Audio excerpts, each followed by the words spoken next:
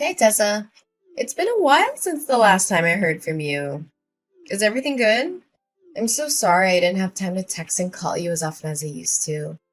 I'm a famous writer now and I've been swamped with interviews and book signings. Ugh.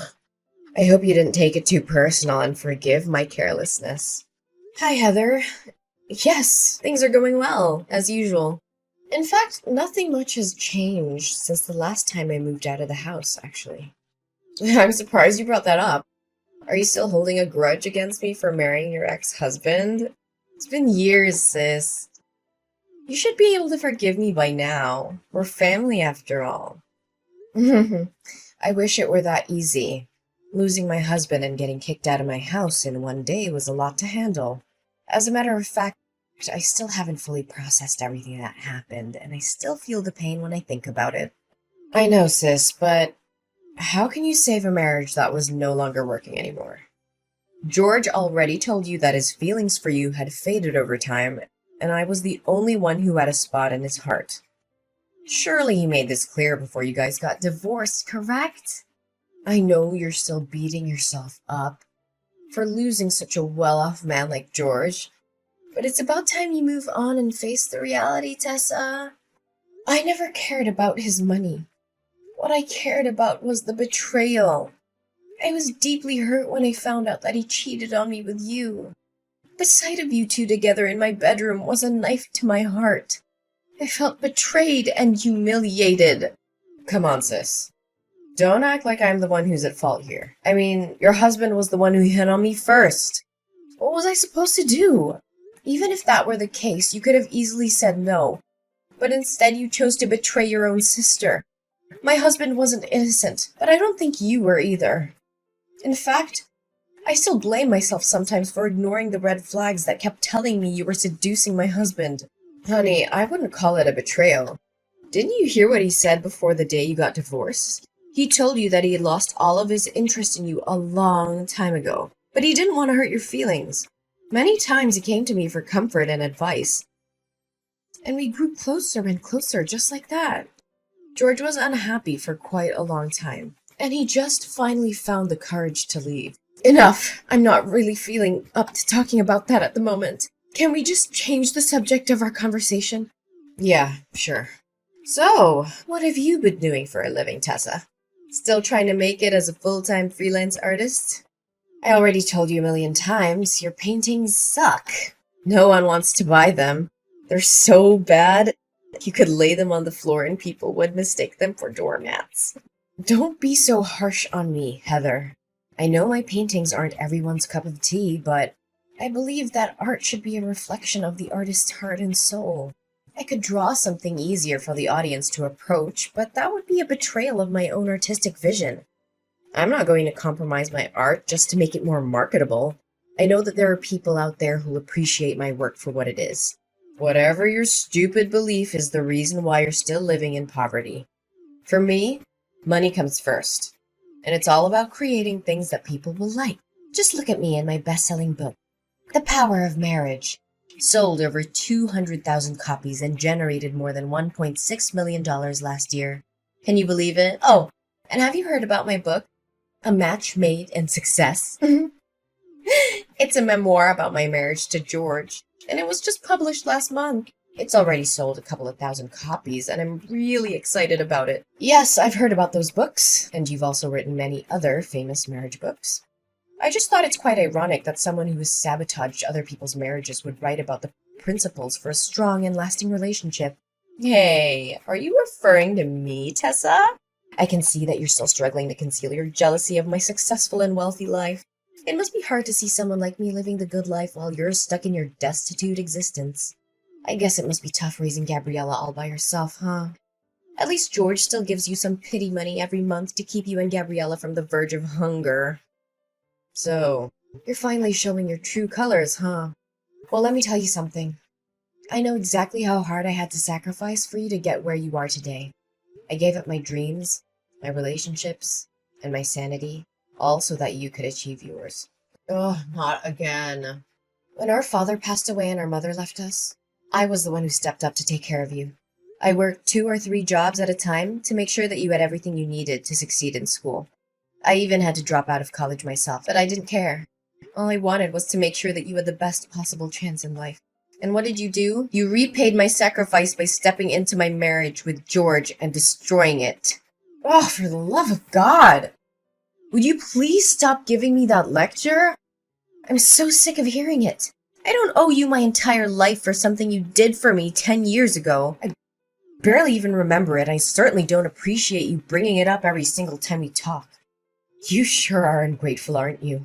Anyways, do you have free time? I just want to invite you to come over to my house and join my birthday party.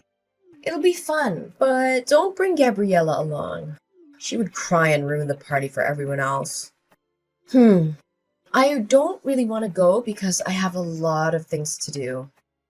Ugh, please, your excuses are so lame. What else do you have to do all day besides painting those ridiculous pictures that belong in the trash?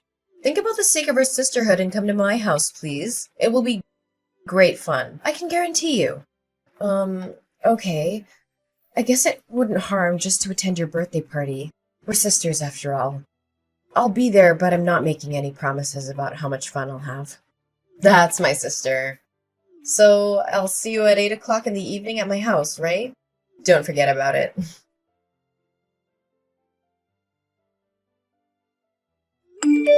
What was your intention of inviting me to your dinner party last night?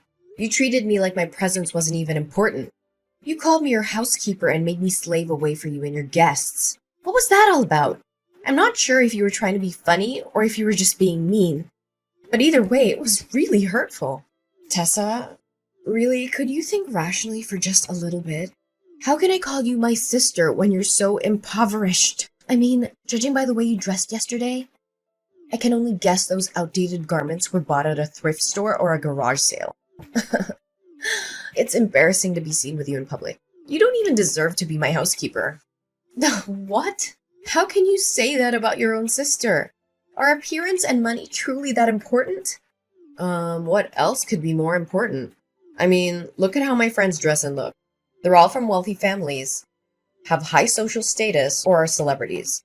If I claimed you as my sister, they'd laugh at me in my face and then shun me. You wouldn't want that to happen to your own sister, would you? But why didn't you give me a heads up? Instead, you made me a laughingstock in front of your friends. Well, it's not like you would find anything more decent to wear even if I told you about my friends in advance. But thanks for coming anyway. You were very helpful at cleaning after the party. I was so concerned because my current housekeeper asked for a sick leave and I couldn't find anyone better to replace her. So you called me up just so I could do the work for your housekeeper? Well, I'm not surprised by your actions anymore. After all, you've already stolen my husband and belittled my chosen profession. What else couldn't you possibly do to hurt me? One thing I'm a little concerned for you, though. Concerned for me? Why would you be concerned for me? I have everything I could ever want. I'm at the top of my career. I own your former house and your wealthy ex-husband. And I'm living the best life imaginable. What could possibly be wrong? Well, I'm just interested to see how the audience will react when they find out that your marriage is not as perfect as it seems. Will they be disappointed? Will they be shocked? I can't tell for sure. What do you mean when saying that my marriage isn't perfect?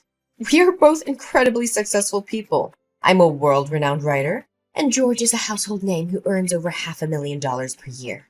What could possibly go wrong with my marriage? Well, I'm not trying to be nosy, but I found out yesterday that you and George are sleeping in separate rooms. I don't have to be a psychologist to know that sleeping apart can be a sign of troubled marriage, or even a marriage that's on the verge of dying. Am I correct about that? What? How dare you break into my room without my permission? I'm sure you were looking for something to take from my house. What? I may have some financial problems, but I'm certainly not a thief. You were the one who told me to clean the entire house before the guests arrived. Remember, I only did what you asked me to do. Oh yeah, I told you that.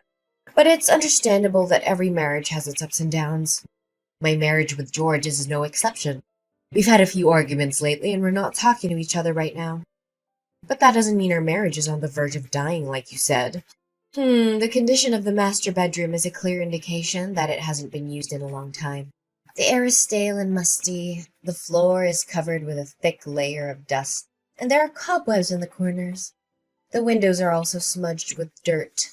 Just admit it, you and George weren't sleeping together for years. Why do you have to keep pretending that you have a happy marriage? We both know that's not the case. You're not fooling anyone. It's my family business. Don't stick your nose into it. I'm sure your audience will be devastated to learn that the power couple, an impeccable marriage they look up to, is nothing but a complete sham. I'm sure the press will be thrilled after I reveal to them this hot topic. You! How dare you threaten me like that? No, I mean, Tessa, why should you ever rat out your own sister? Really? I've made a great fortune and achieved fame from selling those books. If anyone ever finds out the truth about my marriage with George, my reputation will be ruined and I'll be ruined with it too.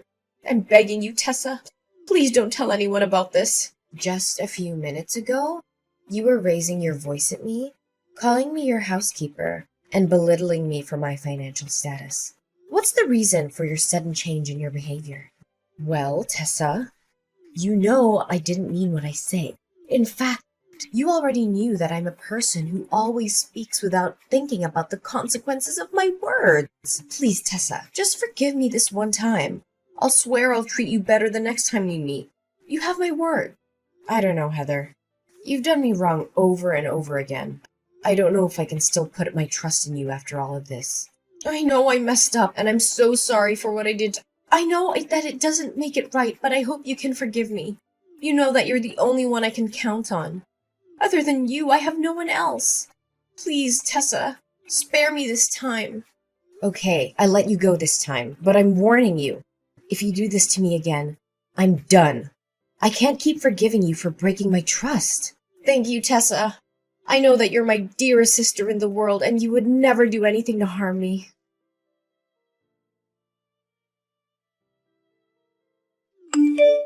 Tessa, are you there? I have something very important to talk to you about. Yeah, I'm here. What's up? I have something to ask you. It may sound a little strange, but just hear me out, okay? Sure, go ahead. I'll try to help you the best I could. Listen, can you let me borrow your daughter, Gabriella, for some time? The situation is urgent, and you can't say no to me. What? Borrow Gabriella? What do you need my daughter for? In fact, what are you even thinking? I know this is a lot to process all at once, but I had no other choice. Press has been hounding me with questions about my child with George. They've been asking when we're going to have a child, why we haven't had a child after 4 years of marriage, and even if I'm infertile. I've been bombarded with so many questions, and I finally felt like I had to defend myself. I had to tell them that we already have a child, but we've chosen to keep her out of the public eye. So now you want Gabriella to pretend to be your own child? That's only gonna worsen the situation. You can't cover one lie with more lies. You know that. But what could I do in that circumstance? Tell them that my marriage with George isn't fulfilled and happy as it looks on the surface? If the press found out about it, my life would be a complete disaster. I've worked so hard for my career. I've built everything I have from the ground up. The fame, the money, the spotlight. Everything I own would dissipate in just a blink of an eye. How can I live with that? I don't know, Heather, but this is just too much. Gabriella is my daughter, and I love her more than anything in the world. I just can't hand her over to you like a merch. Oh, sister, don't make it sound so complicated. I'm just gonna borrow Gabriella for the press release of my upcoming book. After that, I'll let her back into your arms, safe and sound. In fact, after appearing at my press release as my daughter, Gabriella will become famous just like me. With her newfound fame, she'll be able to earn a lot of money and sign contracts with large brands. This will turn you and your daughter's destitute life into something that's worth living. Don't try to bait me with money. You know that I'm not a materialistic person like you. Besides, Gabriella doesn't need the kind of fame that is based on lies. She deserves to be famous for her own merits, not because of someone else's deception. I don't want her to end up like you, living a life that is based on falsehood and manipulation. I know, but at least help me out this time. If you still consider me your sister. Look, if you don't lend me a helping hand this time, my whole career and everything I put effort into will go down the drain. Do you actually have a heart to see everything I've worked for get destroyed right in front of my eyes? Look, if you don't agree to my plan, then I have no reason to exist in this world anymore. What are you saying, Heather?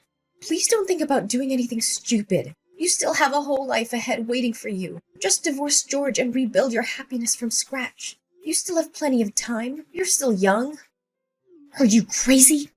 I can't give up the fame, money, and glory that I'm possessing. It's the most ridiculous thing I've ever heard. If you don't agree with my plan, it's all over. Don't break my heart into a million pieces. You know I only have you and Gabriella as my flesh and blood relatives. So you agree to do as I say? Come on, I'm only borrowing Gabriella for 1 day. I'll have her back to you before you know it. All I'm going to do is introduce her to the audience and have her practice answering some questions for the press. I just need her to convince everyone that I'm her mother. I promise I won't do anything to harm her. I just need her help for 1 day, and then she'll be back with you. Okay then, if you insist. That's my sister. I'd like to borrow her for tomorrow morning for my press release. It starts at 9 a.m., so I'll come to your house at 8 a.m. to pick her up.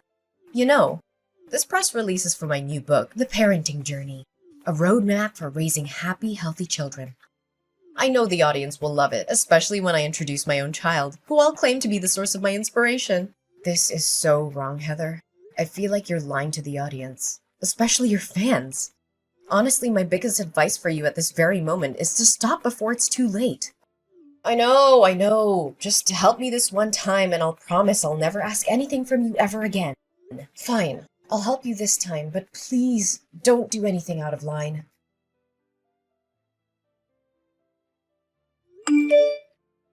Heather, where are you and Gabriella? I've been waiting for you the whole day. You said you were going to return Gabriella to me by 1 p.m. Didn't you receive my innumerous texts and calls?